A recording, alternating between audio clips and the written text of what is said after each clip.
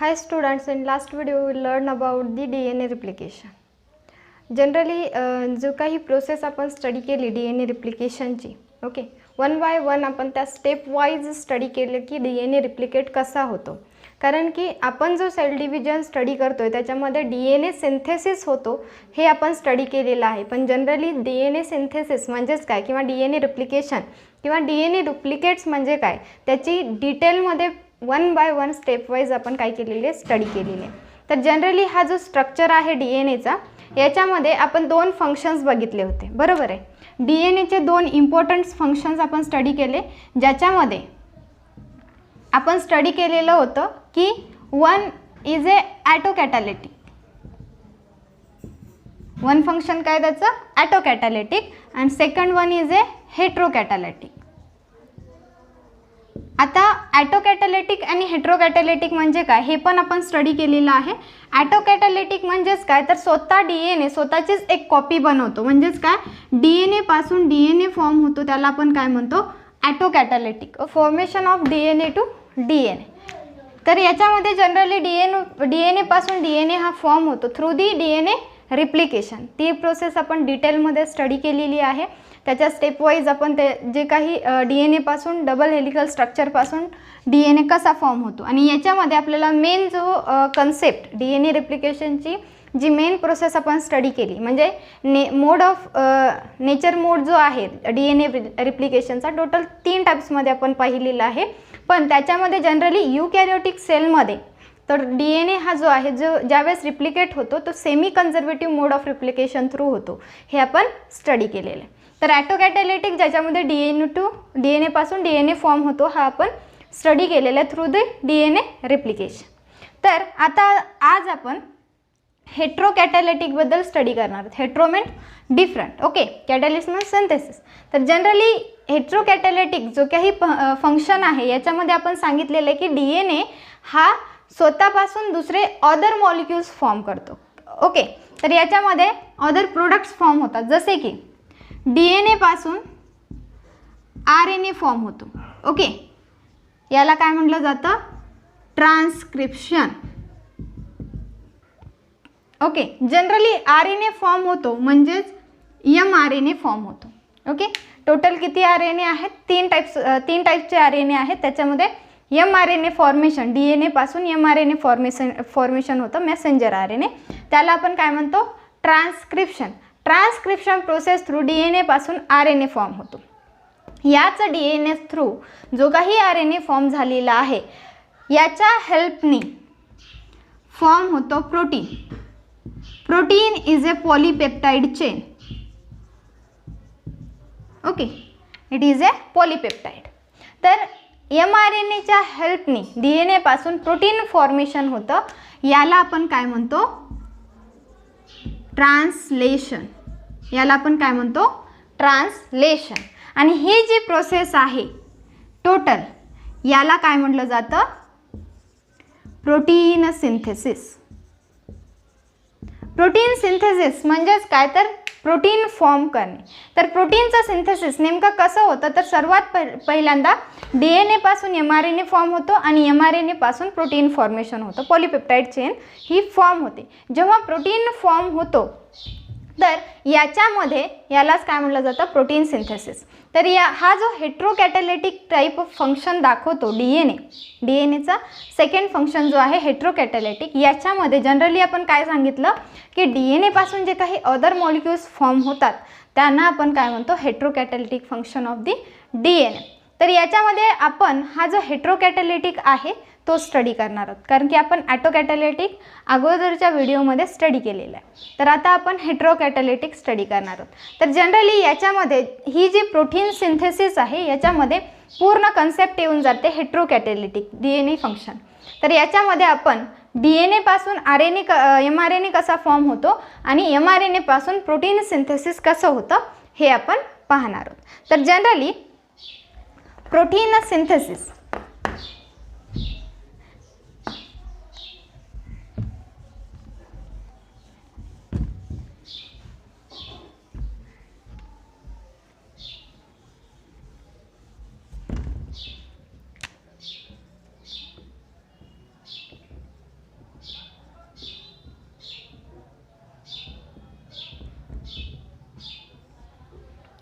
Protein synthesis, ज्याच्यामध्ये आपण protein formation करणार आहोत. आणि प्रोटीन हा सर्वात इम्पॉर्टंट बायोमॉलिक्यूल आहे प्रत्येक सेलसाठी, कारण की तो स्ट्रक्चरल फंक्शन सोबतच एक एन्झाईम आणि हार्मोन्स याचं सुद्धा त्याच्यामध्ये फॉर्मेशन होतं. जनरली आपल्या बॉडीसाठी एन्झाईम्स आणि हार्मोन्स खूप गरजेचे आहेत आणि याचा सर्वे थ्रू काय केलं जातं, प्रोटीन सर्वे थ्रू एन्झाईम्स आणि हार्मोन्स हे फॉर्म होतात. तर हे जे एन्झाईम्स आणि हार्मोन्स आहेत ते कशामध्ये इन्क्लूड आहेत, तर प्रोटीनमध्ये. आणि आपल्या बॉडी फंक्शनिंगसाठी किंवा आपले बॉडीमध्ये जे काही मेटाबॉलिझम होतं त्या प्रत्येक ॲक्टिव्हिटीसाठी, मेटाबॉलिक ॲक्टिव्हिटीसाठी एन्झाईम्सची गरज असते, बरोबर आहे. तर आपल्या बॉडीमध्ये जे काही फंक्शन्स होतात त्या प्रत्येक फंक्शनमध्ये सेल हा इन्वॉल्व होतो. आणि हा सेल जो आहे प्रत्येक सेलची इन्व्हॉल्वमेंट असते. तर या प्रत्येक सेलला जी काही ॲक्टिव्हिटीमध्ये इन्वॉल्व व्हायचं असतं त्यासाठी प्रत्येक सेलला कशाची गरज आहे, तर प्रोटीन्सची गरज आहे. म्हणून प्रत्येक सेल हा काय करतो, तर प्रोटीन सिंथेसिस करतो. जनरली शॉर्टमध्ये प्रोटीन सिंथेसिस म्हणजे काय हे आपण पाहणार आहोत. तर सर्वात पहिल्यांदा सेंट्रल डोग्मा.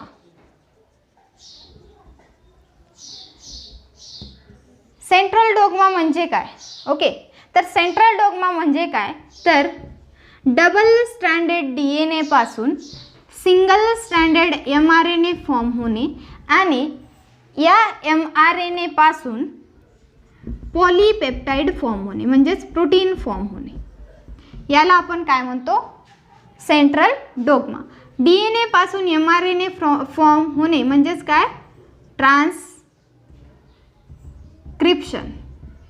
काय, ट्रान्सक्रिप्शन, ओके. DNA पासून mRNA फॉर्म होणे या प्रोसेसला काय म्हटलं जातं, ट्रान्सक्रिप्शन. आणि mRNA पासून पॉलीपेप्टाइड चेन फॉर्म होणे म्हणजेच काय, तर ट्रान्सलेशन. तर जनरली प्रोटीन सिंथेसिसमध्ये फक्त 2 स्टेप्स आहेत. एक आहे ट्रान्सक्रिप्शन आणि सेकंड वन आहे ट्रान्सलेशन. ज्यावेळेस ट्रान्सलेशन कंप्लीट होतं त्यावेळेस प्रोटीन सिंथेसिस प्रोटीन फॉर्मेशन होतं. तर जनरली याच्यामध्ये हा जो आहे तो सेंट्रल डोग्मा आहे, ओके. म्हणजेच काय, तर DNA पासून mRNA फॉर्म होणे. तर DNA हा कुठे असतो, आपण काय म्हणलेले, प्रत्येक सेल प्रोटीन सिंथेसिस करतो, बरोबर आहे. प्रत्येक सेलला गरज आहे प्रोटीनची, म्हणून प्रत्येक सेल हा काय करतो, प्रोटीन फॉर्मेशन करतो, प्रोटीन सिंथेसिस करतो. तर जनरली सेलबद्दल जर आपण स्ट्रक्चर पाहिलं, कारण की आपल्याला सेल स्ट्रक्चर माहीत आहे, okay. Outer membrane is a plasma membrane. Inside the central located is a nucleus. सेंटरला काय असतो, न्यूक्लियस असतो, न्यूक्लिओलस. आणि chromatin fibre and nucleoplasm, okay. आणि हा आहे सायटोप्लाझम, ज्याच्यामध्ये ribosomes, endoplasmic reticulum, Golgi complex and so on सगळे सेल ऑर्गॅनल्स प्रेझेंट असतात, ओके. सेलचं जनरल स्ट्रक्चर माहीत आहे, आउटर सेल प्लाझ्मा मेम्ब्रेन आणि इनसाइडला सेंटरला लोकेट आहे nucleolus. It is a double membrane bound, okay. तर हा आहे न्यूक्लिअर मेम्ब्रेन आणि मध्ये न्यूक्लिओलस, क्रोमॅटिन फायबर आणि त्याचबरोबर न्यूक्लिओप्लाझम हा प्रेझेंट असतो. आणि हा जो पार्ट आहे तो आहे सायटोप्लाझम. सायटोप्लाझममध्ये सगळे ऑर्गॅनल्स हे प्रेझेंट असतात, ओके. तर आपल्याला सेल स्ट्रक्चर माहीत आहे. तर प्रोटीन सिंथेसिस जे काही होतं सेलमध्ये होतं हे आपण सांगितलं, पण नेमकं कुठे कुठे ह्या प्रोसेसेस होतात ते आपण थोडक्यात जाणून घेऊ. आणि ज्यावेळेस आपण स्टेप वाईज स्टडी करणार आहोत त्यावेळेस तर आपण त्याबद्दल डिटेलमध्ये स्टडी करू. तर सर्वात पहिल्यांदा DNA हा कुठे असतो, न्यूक्लियसमध्ये असतो, बरोबर आहे. तर DNA हा न्यूक्लियसमध्ये असतो आणि न्यूक्लियसपासून mRNA फॉर्मेशन हे सेलमध्ये कोणत्या ठिकाणी होतं, तर न्यूक्लियसमध्ये होतं. म्हणजेच काय, तर ट्रान्सक्रिप्शन प्रोसेस, प्रोटीन सिंथेसिसमधली ट्रान्सक्रिप्शन प्रोसेस जी आहे ती कुठे होते, न्यूक्लियसमध्ये होते. कारण की DNA कुठे आहे, न्यूक्लियसमध्ये आहे. तर DNA पासून सिंगल स्टँडर्ड mRNA फॉर्म कुठे होतो, तर न्यूक्लियसमध्ये होतो.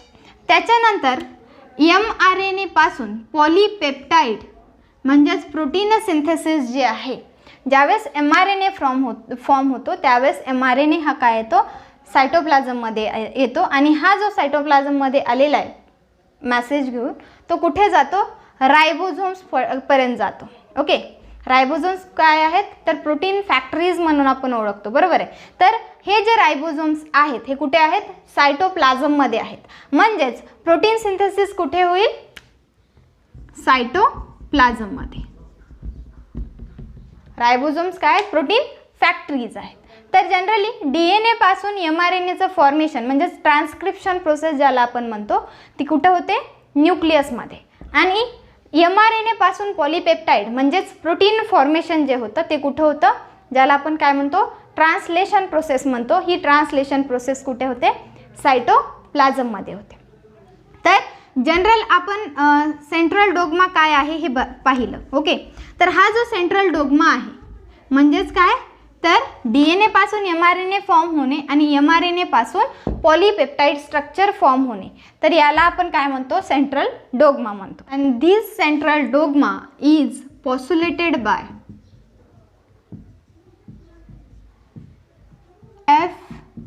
F.H.C. Crick in 1958. तर जनरली जो काही सेंट्रल डोग्मा आपण पाहिला, DNA पासून mRNA फॉर्म होणे आणि mRNA पासून पॉलीपेप्टाइड म्हणजेच प्रोटीन फॉर्मेशन होणे, ही जी स्टेप आहे म्हणजे ट्रान्सक्रिप्शन नंतर ट्रान्सलेशन होऊन प्रोटीन फॉर्मेशन होतं, हा जो सेंट्रल डोग्मा आहे हा कोणी पोस्युलेट केलेला आहे तर F.H.C. क्रिक इन 1958 मध्ये. तर जनरली ज्यांच्यामध्ये DNA हा जेनेटिक मटेरियल आहे त्यांच्यामध्ये हा सेंट्रल डोग्मा आपण पाहतो. पण RNA हा सुद्धा जेनेटिक मटेरियल आहे, पण RNA हा फक्त आणि फक्त व्हायरसेसमध्ये जेनेटिक मटेरियल म्हणून काम करतो, बरोबर आहे. तर जनरली व्हायरसेसमध्ये जेनेटिक मटेरियल काय असतं, RNA असतो, बरोबर आहे, बरोबर आहे. तर आता जर समजा याच्यामध्ये RNA प्रेझेंट आहे म्हणजे यांच्यामध्ये प्रोटीन सिंथेसिस कसं होतं व्हायरसेसमध्ये, तर याच्यामध्ये जनरली हा जो प्रेझेंटली सेंट्रल डोग्मा सांगितलेला आहे, प्रेझेंटली जे काही सेंट्रल डोग्माबद्दल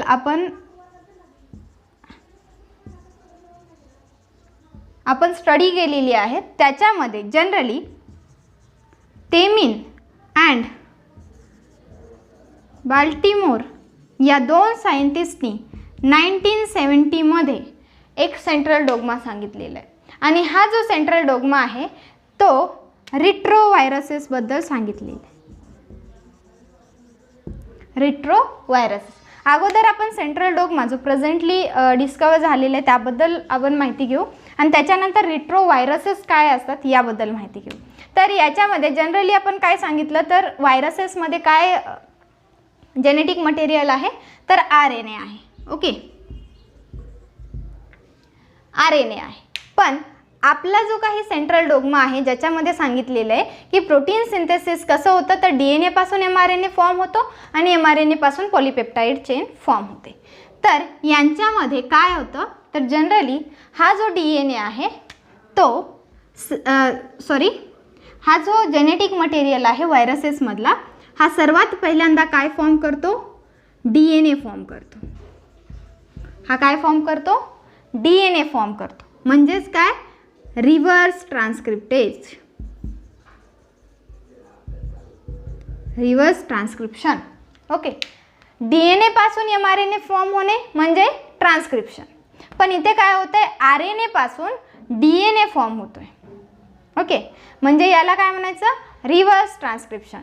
मग RNA पासून DNA फॉर्म केला गेला, त्याच्यानंतर हा DNA काय करतो, पुन्हा RNA फॉर्म करतो. हा झाला ट्रान्सक्रिप्शन. आणि ओके, DNA फॉर्म केला आणि त्याच्यानंतर ट्रान्सक्रिप्शन झालं. म्हणजेच काय, DNA पासून पुन्हा mRNA फॉर्म होतो. त्याच्यानंतर हा जो mRNA आहे त्याच्यानंतर काय फॉर्म होतो, पॉलीपेप्टाइड म्हणजेच प्रोटीन फॉर्मेशन होतं आणि याला आपण काय म्हणतो, ट्रान्सलोकेशन. तर जनरली ज्यांच्यामध्ये म्हणजेच फॉर एक्झाम्पल व्हायरसेसमध्ये जेनेटिक मटेरियल काय आहे, RNA आहे. तर हा जो RNA आहे तो पुन्हा काय करतो, हा single stranded RNA double stranded DNA form करतो. याला काय म्हटलं जातं, रिव्हर्स ट्रान्सक्रिप्शन. आणि हे जे रिव्हर्स ट्रान्सक्रिप्शन आहे ज्याच्या थ्रू DNA फॉर्म झालेला आहे, हा पुन्हा DNA काय करतो, mRNA फॉर्म करतो. म्हणजेच काय, ट्रान्सक्रिप्शन. आणि पुन्हा mRNA फॉर्म झाल्याच्या नंतर पुन्हा ट्रान्सलेशन होतं. म्हणजेच काय, याच्यामध्ये वन मोर स्टेप आपण पाहतोय ज्याच्यामध्ये RNA पासून पुन्हा DNA फॉर्म होते, रिव्हर्स ट्रान्सक्रिप्शन होते. म्हणून ज्या ज्या व्हायरसेसमध्ये हा जो रिव्हर्स ट्रान्सक्रिप्शन प्रोसेस आहे, म्हणजे RNA पासून DNA फॉर्म होतो, याला काय म्हटलं जातं, रिट्रोव्हायरसेस. ज्या व्हायरसेसमध्ये होतं त्यांना काय म्हटलं जातं, रिट्रोव्हायरसेस. फॉर एक्झाम्पल, असा कोणता व्हायरस आहे ज्याच्यामध्ये आपण ज्याला रिट्रोव्हायरस म्हणतो आणि ज्याच्यामध्ये रिव्हर्स ट्रान्सक्रिप्शन होतं. ओके, असा कोणता व्हायरस आहे, तर तो आहे HIV, ह्यूमन इम्युनोडेफिशियन्सी व्हायरस. या व्हायरस थ्रू एड्स कॉज होतो. तर या व्हायरसेसमध्ये हा जो व्हायरस आहे याला आपण काय म्हणतो, रिट्रोव्हायरस. आणि याच्यामध्ये काय होतं, तर रिव्हर्स ट्रान्सक्रिप्शन होतं. RNA हे काय आहे, जेनेटिक मटेरियल आहे. आणि RNAचं रिव्हर्स ट्रान्सक्रिप्शन होणे म्हणजेच काय, तर RNA पासून DNA फॉर्म होणे. आणि हा जो DNA आहे तो mRNA फॉर्म करतो. आणि त्याच्यानंतर जी काही आपण सेंट्रल डोग्मा, मेन जो सेंट्रल डोग्मा पाहिला, सेम पुन्हा तीच प्रोसेस होते. DNA पासून mRNA फॉर्म, mRNA पासून प्रोटीन फॉर्मेशन होते. तर हा आहे सेंट्रल डोग्मा, ज्याच्यामध्ये जनरली काय होतं, तर प्रोटीन सिंथेसिसच्या ज्या स्टेप्स आहेत त्याला एक पर्टिक्युलर डोग्मामध्ये फॉर्म केलेला आहे, त्याला काय म्हटलं जातं, सेंट्रल डोग्मा. तर हा जो सेंट्रल डोग्मा आहे ते कोणी पॉस्युलेट केलेला आहे, तर FHC क्रिक इन 1958 मध्ये. पण त्याच्यानंतर प्रेझेंटली आता जो काही सेंट्रल डोग्मा स्टडी केला जातो आणि ज्याच्याबद्दल बोललं जातं तो आहे, ज्यांनी याला डिस्क्राईब केलेले ते आहे तेमिन अँड बाल्टिमोर इन 1970 मध्ये. तर याच्यामध्ये एकच स्टेप ही इन्क्लूड आहे जी की mRNA पासून पुन्हा DNA फॉर्म होतो. ओके, तर सिंगल स्ट्रँडेड पासून डबल स्ट्रँडेड फॉर्म होणे. तर याच्यामध्ये आपण प्रोटीन सिंथेसिस जनरल स्ट्रक्चरमध्ये काय असतं हे स्टडी केलेलं आहे. ओके, तर याच्यामध्ये आपण एक तर स्टडी करून पाहिलं की हा जो सेंट्रल डोग्मा आहे, हा सेंट्रल डोग्मा ज्याच्यामध्ये दोन स्टेप आपण पाहिले, एक ट्रान्सक्रिप्शन आणि सेकंड वन ट्रान्सलेशन. तर DNA पासून mRNA फॉर्म होणे आणि पॉलीपेप्टाइड म्हणजेच प्रोटीन फॉर्मेशन होणे, हा काय आहे, हेट्रोकॅटॅलिटिक फंक्शन आहे. कशाचं, DNAचं. ओके, तर ज्याच्यामध्ये DNA जेनेटिक मटेरियल आहे त्याच्यासाठी तुम्ही हा सेंट्रल डोग्मा लिहू शकता. आणि ज्याच्यामध्ये RNA हा जेनेटिक मटेरियल आहे त्याच्यासाठी तुम्ही हा सेंट्रल डोग्मा लिहू शकता. पण याच्यासाठी पर्टिक्युलर कोण पोस्युलेट केलेले किंवा कोण डिस्क्राईब केलेलं आहे हे मात्र तुम्हाला लक्षात ठेवावं लागेल. कारण की हा जो सेंट्रल डोग्मा आहे तो FHC क्रिक इन 1958 मध्ये आणि प्रेझेंटली जो काही स्टडी गेलेला आहे 1970 मध्ये तो आहे बाल्टिमोर अँड टेमिन.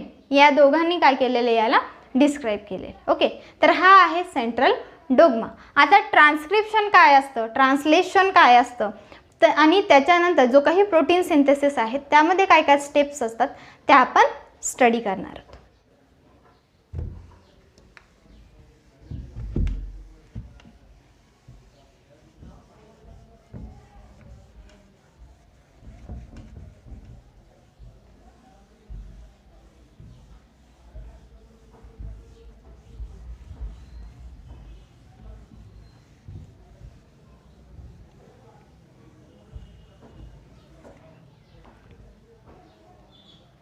तर सर्वात पहिल्यांदा आपण ट्रान्सक्रिप्शन स्टार्ट करण्या अगोदर ट्रान्सक्रिप्शन युनिट काय असतं.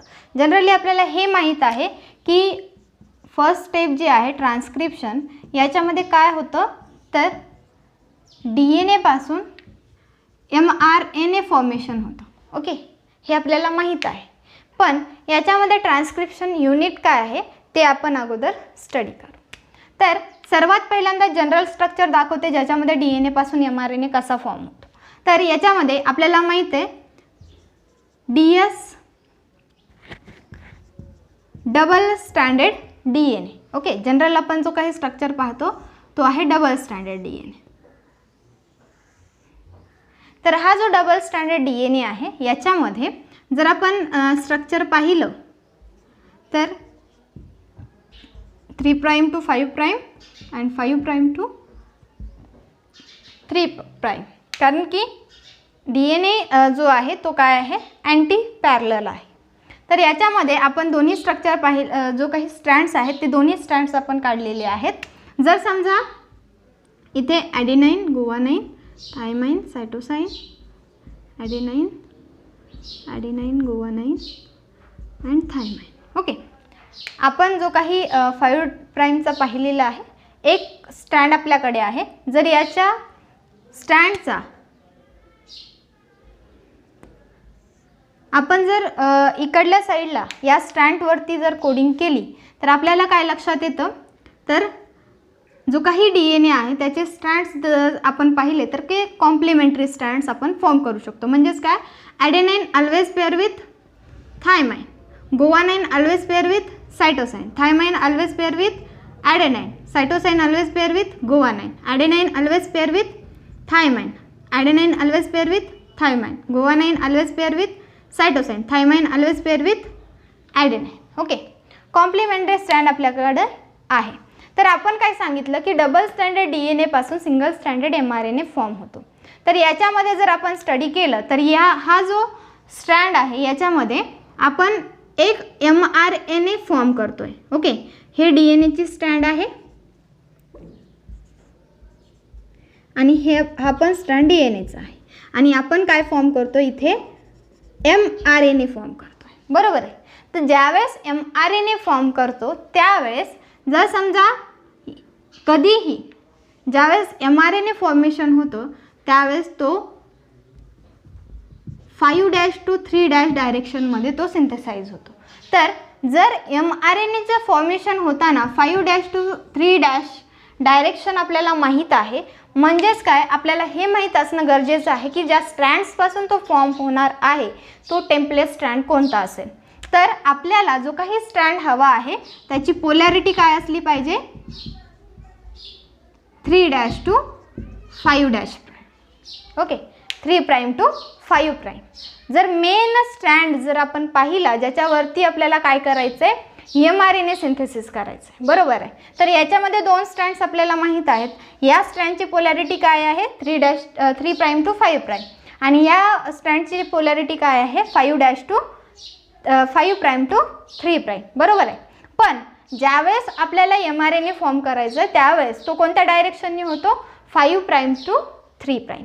जर या डायरेक्शननी हा फॉर्म होतोय तर हा जो फॉर्म होणार असेल तर याच्यासाठी आपण ऑलवेज सांगत असतो की तो अँटी पॅरलल असतो. ओके, तर या डायरेक्शननी फॉर्म होत असेल तर आपल्याला काय पाहिजे, तर असा स्ट्रँड पाहिजे ज्याची पोलॅरिटी काय असली पाहिजे, 3' to 5'.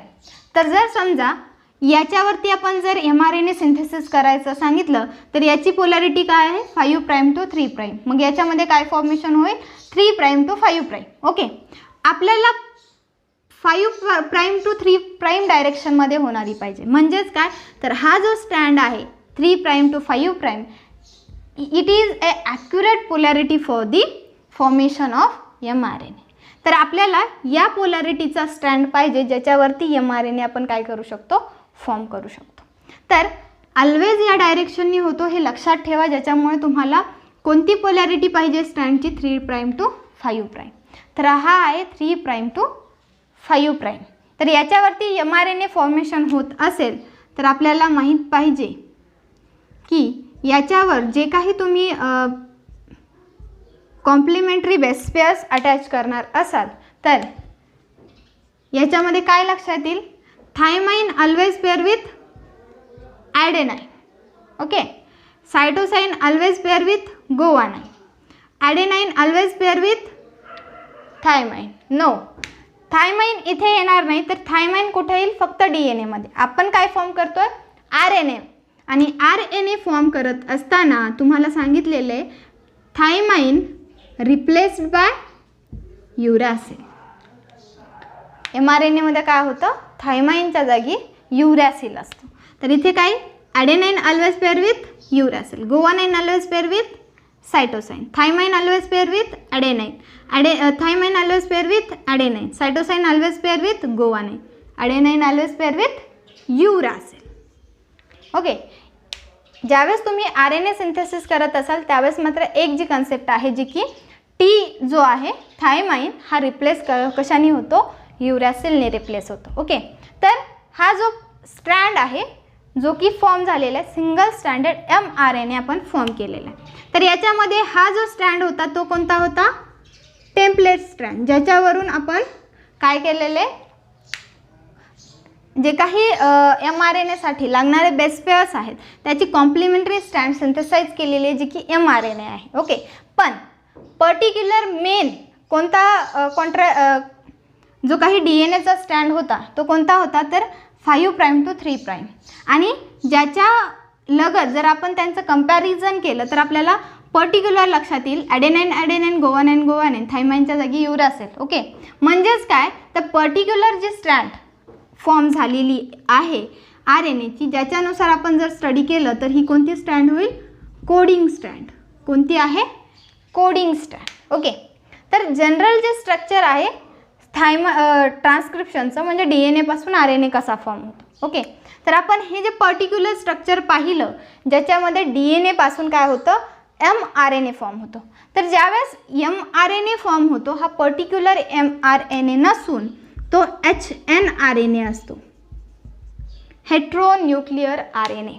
कारण की याच्यामध्ये इंट्रॉन आणि एक्झॉन्स हे प्रेझेंट असतात आणि याच्यानुसार स्प्लायसिंग, कॅपिंग अँड टेलिंग या प्रोसेसनुसार पुन्हा mRNA फॉर्म होतो. ज्यावेळेस आपण ट्रान्सक्रिप्शनची प्रोसेस डिटेलमध्ये स्टडी करू त्यावेळेस तुम्हाला तो जो mRNA आहे तो लक्षात येईल. तर जनरली हा जो फॉर्म होतो डायरेक्टली सिंथेसाइज होतो तो mRNA नसून काय असतो, hnRNA असतो. आणि हा जो hnRNA आहे त्याचं मॅच्युरेशन केल्याच्या नंतर आपल्याला mRNA भेटतो. तर पर्टिक्युलर ज्यावेळेस सिंथेसिस कसं होतं हे माहीत झालं, पण जे काही DNA आहे त्याच्यापासून ज्यावेळेस RNA फॉर्मेशन होतं त्याच्यासाठी तुम्हाला एक मेन गोष्ट लक्षात ठेवायची आहे, जेथून फॉर्मेशन होतं आणि कुठे एंडिंग होते. तर जनरली प्रोटीन सिंथेसिसमध्ये जी पहिली स्टेप आहे ट्रान्सक्रिप्शन, याच्यामध्ये टोटल 3 स्टेप्स आहेत. एक आहे इनिशिएशन, सेकंड आहे इलॉंगेशन अँड थर्ड वन आहे termination. Initiation is the starting. Okay. कुठून स्टार्ट होतो ट्रान्सक्रिप्शन प्रोसेस ही कुठून स्टार्ट होते त्याला आपण काय म्हणतो, इनिशिएशन. ओके. आणि स्टार्ट झाल्याच्या नंतर सेकंड वन आहे इलॉंगेशन. इलॉंगेशन म्हणजे काय तर ते चेन लॉंग होणे. आणि टर्मिनेशन जिथे की स्टॉप होते, टर्मिनेशन प्रोसेस ही स्टॉप होते. ओके. तर या 3 स्टेपने टर्मिनेशन प्रोसेस ही सुरू होते. पण सर्वात पहिल्यांदा आपण जो काही DNA पासून RNA फॉर्म होतो हे पाहिलं, पण तो कसा फॉर्म होतो ते आपण पाहू.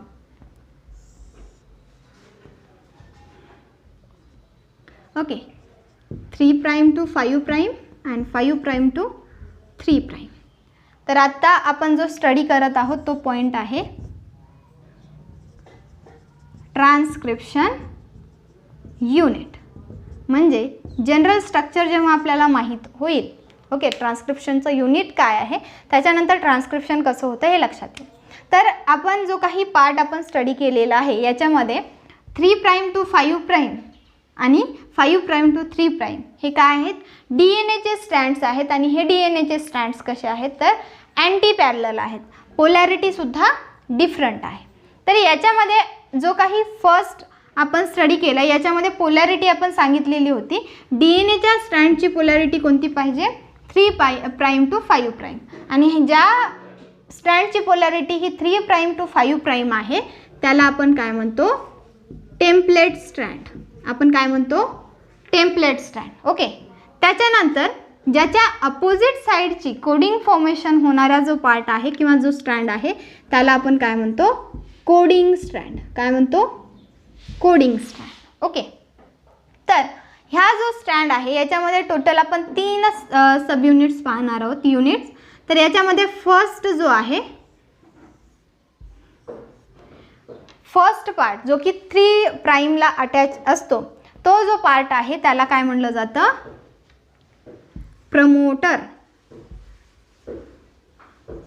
प्रमोटर जिथून काय होते, इनिशिएशन प्रोसेस ही स्टार्ट होते. तर याच्यामध्ये जनरली जो काही प्रमोटर साईट असणार आहे त्या प्रमोटर साईटला सर्वात पहिल्यांदा RNA पॉलिमरेज हा अटॅच करतो. ओके, तर ज्यावेळेस RNA पॉलिमरेज हा अटॅच करतो त्याच्यानंतर ती प्रोसेस स्टार्ट होते. ओके, आणि जिथे ती प्रोसेस एंड होते त्या साईटला आपण काय म्हणतो, टर्मिनेशन और टर्मिनेटर. ओके, प्रमोटर जिथून स्टार्ट होणार आहे आणि टर्मिनेशन जिथे एंड होणार आहे. आणि जो काही इनर साईडचा पार्ट आहे ते असणार आहेत स्ट्रक्चरल जीन्स. ओके, तर हा आहे पर्टिक्युलर RNAचा. तर याच्यामध्ये जनरली सर्वात पहिल्यांदा एक पर्टिक्युलर प्रोसेस लक्षात घ्या. तर मेन काय काय होतं, ट्रान्सक्रिप्शन युनिट आपल्याला लक्षात आलं, ज्याच्यामध्ये 3' to 5' जो काही स्ट्रँड आहे त्याला आपण काय म्हणतो, टेम्पलेट स्ट्रँड, ज्याच्यावरती आपण काय फॉर्म करणार आहोत, तर mRNA फॉर्म करणार आहोत. ओके, mRNA सिंथेसाइज होतो.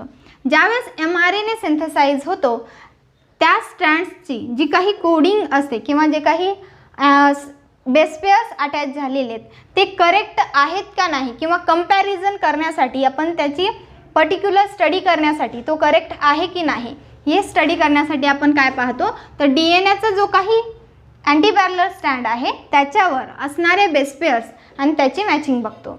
तर याच्यामध्ये त्या स्ट्रँड्सला आपण काय म्हणतो, कोडिंग स्ट्रँड्स म्हणतो, ज्याच्यावरती आपण काय करतो, दोन्हीला कंपेअर करतो. ओके, तर दोन्हीची मॅचिंग जर सेम आली तर यावरून आपल्याला लक्षात येतं की हा जो स्ट्रँड आहे तो काय असणार आहे, त्या स्ट्रँडचा करेक्ट स्ट्रँड हा mRNA स्ट्रँड फॉर्म झालेला आहे हे आपण सांगू शकतो. म्हणून या स्ट्रँड्सला आपण काय म्हणतो, कोडिंग स्ट्रँड.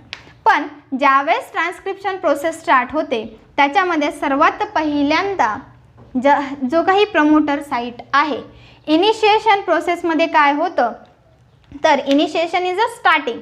तर सर्वात पहिल्यांदा इथे RNA पॉलिमरेज हा अटॅच होतो 3'ला. आणि हा जो RNA पॉलिमरेज आहे ज्यावेळेस अटॅच होतो त्यावेळेस ती प्रोसेस जी आहे म्हणजेच काय, इथून RNA फॉर्मेशन सुरू होतं. ज्यावेळेस RNA फॉर्मेशन होतं, इनिशिएशन पॉईंट झाल्याच्या नंतर सेकंड येते इलॉंगेशन. इलॉंगेशन म्हणजेच काय, जी काही चेन आहे ती काय होते, इलॉंगेट म्हणजे लॉंग होत जाते. ज्यावेळेस इलॉंगेशन कंप्लीट होतं त्यावेळेस जो काही लास्ट टर्मिनेशन पॉईंटपर्यंत आल्याच्या नंतर हा जो RNA पॉलिमरेज आहे तो डिटॅच होतो. ज्यावेळेस डिटॅच झाला म्हणजेच काय, तर टर्मिनेशन साईटला एक फॅक्टर अटॅच होतो. RNA पॉलिमरेज डिटॅच झाला म्हणजे तिथे त्याला स्टॉप करण्यासाठी रो फॅक्टर हा अटॅच होतो. आणि रो फॅक्टरने काय होतं, तर टर्मिनेशन म्हणजेच काय, जी काही इलॉंगेशन झालेली पार्ट आहे तर तिथे टर्मिनेशन प्रोसेस स्टार्ट होते आणि तिथे ती जी काही mRNA फॉर्मेशन आहे तो स्टॉप होतो. तर याच्यामध्ये पर्टिक्युलर जर स्ट्रक्चर पाहिलं तर जे काही स्ट्रक्चर फॉर्म होणार आहे ट्रान्सक्रिप्शनसाठीचं, तर याच्यामध्ये जे काही initiation, elongation and termination processes आहेत ते आपण स्टेप वाईज कंप्लीट पाहणार आहोत. सर्वात पहिल्यांदा आपल्याला मेन माहीत असणं गरजेचं होतं टेम्पलेट स्ट्रँड, बरोबर आहे, आणि त्याच्यानंतर कोडिंग स्ट्रँड. ज्यावेळेस टेम्पलेट स्ट्रँडवर हा जो स्ट्रँड फॉर्म होतोय तो आहे HNRNA. HNRNA म्हणजे काय, तर हेट्रो न्यूक्लियर RNA. आता हे तरी लक्षात आलं तुम्हाला की मेन प्रोसेस काय काय होते. ओके, तर प्रोमोटर साईडला RNA पॉलिमरेज अटॅच होतो, तिथून सिंथेसिस फॉर्मेशन होतं mRNAचं. ज्यावेळेस तो RNA पॉलिमरेज एन्झाईम अटॅच झाला त्याच्यानंतर तो कंटिन्युअस पुढे सरकत असून त्याच्यानुसार काय होतं, तर इलॉंगेशन, स्ट्रक्चरल जीन्स जे आहे तिथून इलॉंगेशन प्रोसेस कंप्लीट होते. आणि ज्यावेळेस जिथे mRNA फॉर्म होतो आणि जिथे स्टॉप होण्याची प्रोसेस आहे तिथे RNA पॉलिमरेज हा डिटॅच होतो आणि RH फॅक्टर हा अटॅच होतो आणि तिथे टर्मिनेशन स्टॉप होते. म्हणजेच काय, जो काही प्रोसेस आहे तो स्टॉप होतो. हा जो स्ट्रक्चर तुम्हाला दिसतोय तो स्ट्रक्चर जनरलमध्ये जर तुम्ही स्टडी केलात तर तुम्हाला इथे हे स्ट्रक्चर न दिसता तुम्हाला असा पार्ट दिसेल.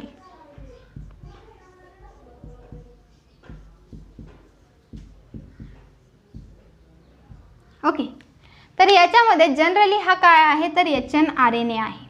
आता हा HNRNA फॉर्म झाला, पण हा जो HNRNA आहे त्याचं मॅच्युरेशन झाल्याच्या नंतर mRNA फॉर्म होतो, कारण की याच्यामध्ये इंट्रॉन्स आणि एक्झॉन्स आहेत.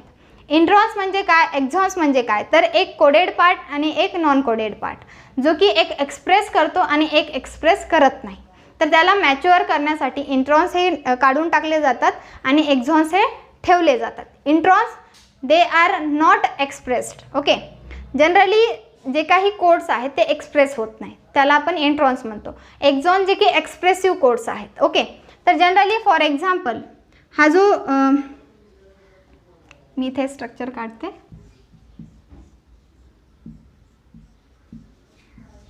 याच्यामध्ये पर्टिक्युलर पार्ट जर पाहिला तर हे असतील इंट्रॉन्स आणि हे आहेत एक्झॉन्स. काय आहेत, एक्झॉन्स. तर जनरली इंट्रॉन्स आणि एक्झॉन्स जे आहेत याच्यामध्ये इंट्रॉन्स हे काढून टाकले जातात, त्याला काय म्हणलं जातं, स्प्लायसिंग. काय म्हणलं जातं, स्प्लायसिंग. आणि ज्यावेळेस हा जो पर्टिक्युलर पार्ट आपल्याला भेटतो, ओके, कंटिन्युएशन, कारण की इंट्रॉन्स निघून गेल्याच्या नंतर काय पार्ट राहणार आहे, एक्झॉन्सचा. तर हा जो पर्टिक्युलर पार्ट आहे म्हणजे इंट्रॉन्स निघून जाणे म्हणजेच काय, स्प्लायसिंग.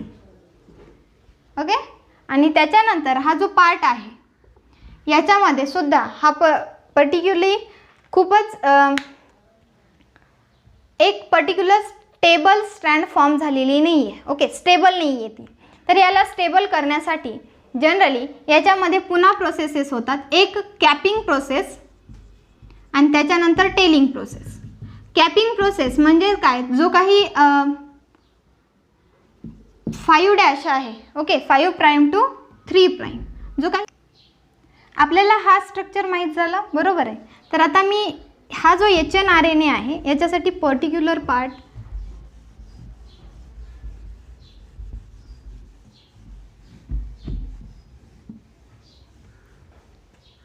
आपण हे स्टडी केलं, ज्याच्यामध्ये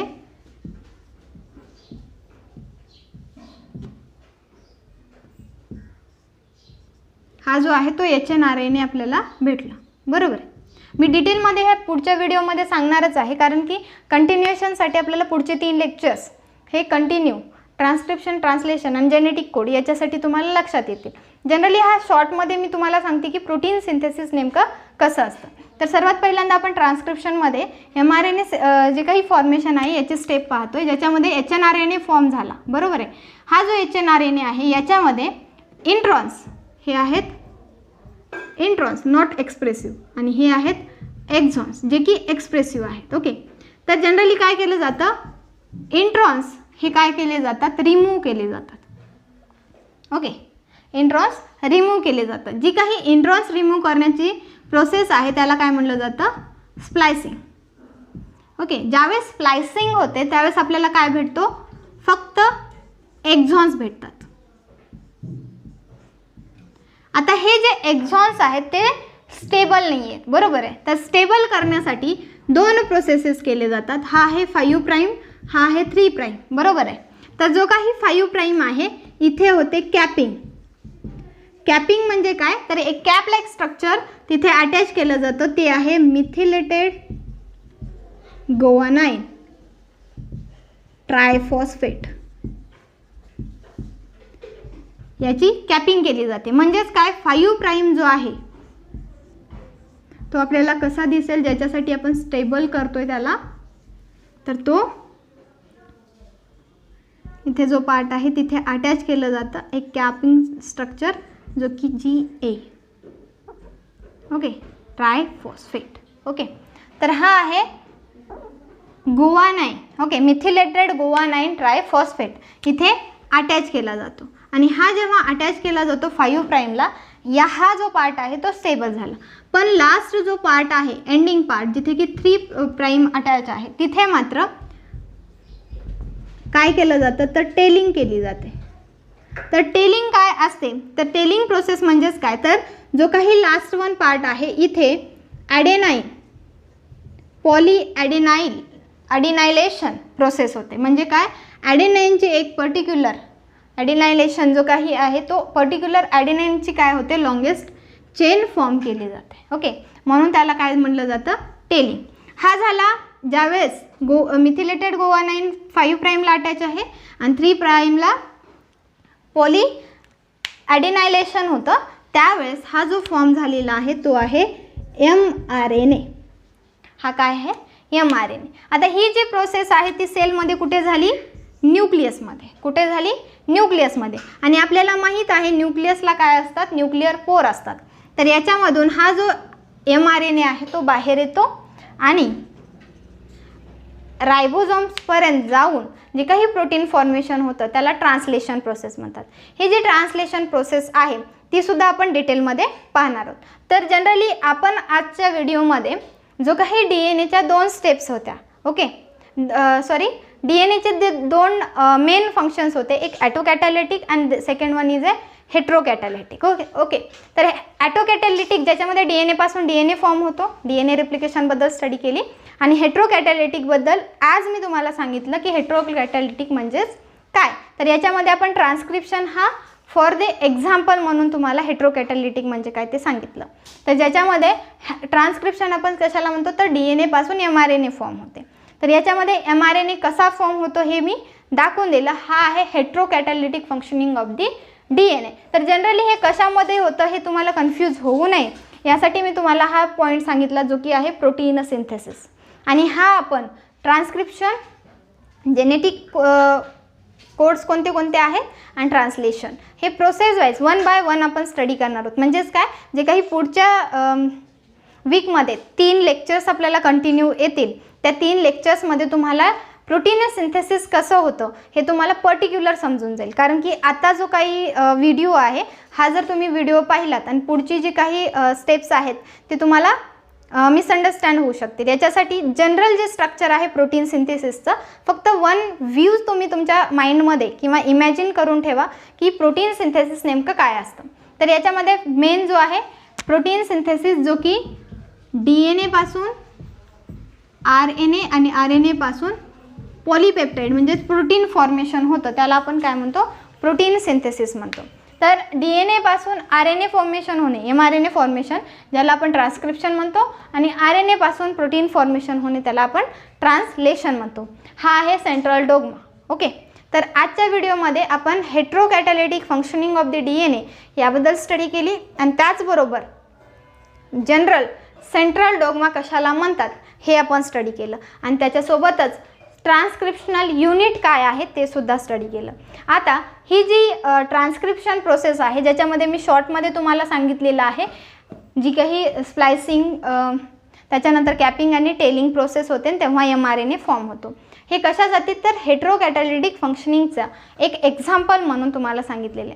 तर आपण पुढचे जे काही व्हिडिओ येतील पुढच्या वीकमधले आपले जे काही लेक्चर्स ठरवलेले आहेत त्यानुसार, तर त्याच्यामध्ये तुम्हाला हे लक्षात येईल की नेमका प्रोटीन सिंथेसिससाठी 3 स्टेप्स, 2 ज्या स्टेप्स आहेत ट्रान्स्क्रिप्शन आणि ट्रान्सलेशन, हे 1 बाय 1 व्हिडिओमध्ये आपण स्टडी करू ज्याच्यामध्ये तुम्हाला बेटर अंडरस्टँडिंग होईल प्रोटीन सिंथेसिसबद्दल. ओके. तर याच्यासाठी हा जो मेन पार्ट आहे फक्त हा जनरल स्ट्रक्चर ज्याच्यामध्ये तुम्ही हेट्रोकॅटॅलिटिक फंक्शनिंग तुम्ही लक्षात ठेवू शकता. पण याच्यामधला सेंट्रल डोग्मा आणि ट्रान्स्क्रिप्शन युनिट हे मात्र व्यवस्थित स्टडी करा. पुढच्या याच्यामध्ये सुद्धा मी रिकॅपमध्ये ज्यावेळेस ट्रान्स्क्रिप्शन आणि ट्रान्सलेशन शिकवेन त्यावेळेस मी तुम्हाला सांगणार आहे. पण डिटेल स्ट्रक्चरिंग प्रोटीन सिंथेसिसची आपण पुढच्या व्हिडिओमध्ये